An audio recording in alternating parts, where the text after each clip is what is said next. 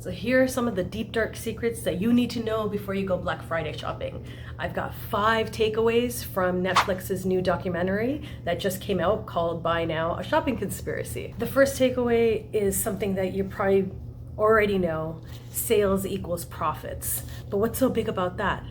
At the end of the day, it's getting easier and easier to buy. You don't have to go to the mall to buy stuff. You literally click and it shows up at your door, which makes it easier and easier to buy things, which means we're buying more and more stuff. And according to Netflix, we're buying 70,000 phones an hour, 90,000 garments a minute, and 12 tons of plastic a minute, which is a record rate of consumption. Now here's when shit gets real. Companies are actually doing something called planned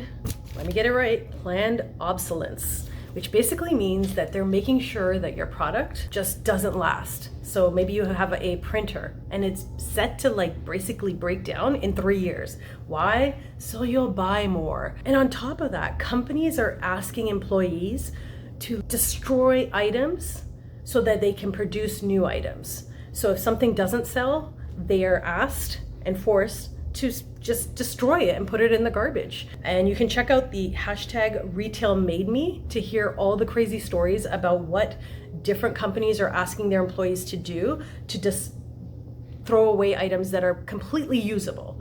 And here's a good story about this. Kyle Wines, who is the CEO of iFixit, he actually posts all the ways to fix gadgets online. He's received numerous complaints from companies and their lawyers saying that you have to take down, due to copyright infringement, how to fix their items. And I love this man so much because his response was, "Fuck you." And this one, number 3, really hurt me. Recyclable items that are labeled on their plastics like that they are recyclable, only 10% are actually telling the truth. 90% of those items are not recyclable. Like, for example, they said plastic number 6. It is supposed to be something that is endlessly reusable. They will take plastic number 6 and they will take it into a truck and they will either bury it or burn it. Supposedly, it is to make you believe that you're doing some good in the world so you can continue to consume those items.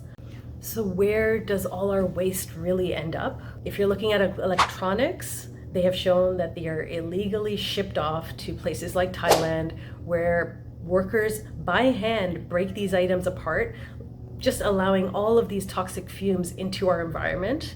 When it comes to polyester clothing, when we wash it, there's actually plastics coming off because it is made of oil product, and we are putting that back into our waters and then consuming it. And when it comes to clothing, it's actually being shipped to places like Ghana, where they have 30 million people, and yet they're receiving 15 million pieces or garments of clothing per week. And my favorite line from this documentary was that we are all partaking in a masterclass in waste for profit. I was like, damn, that is the best way to summarize everything that's happening in our culture and in our environments right now. And lastly, number 5 is don't believe the hype.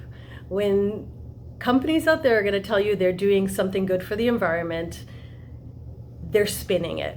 And I'm just going to tell you, working for some of the top 5 banks in Canada, I was personally asked as a marketer to ESGify funds, to greenwash a fund so that people would believe that we're doing something amazing when we really weren't, when actually we had done nothing at all. Do your part this year. Just know that companies are really out to take advantage and make you buy as much as possible, but you don't have to. You can really take your power back and do what's right for you and what's best for the environment, and let them suffer. Fuck them.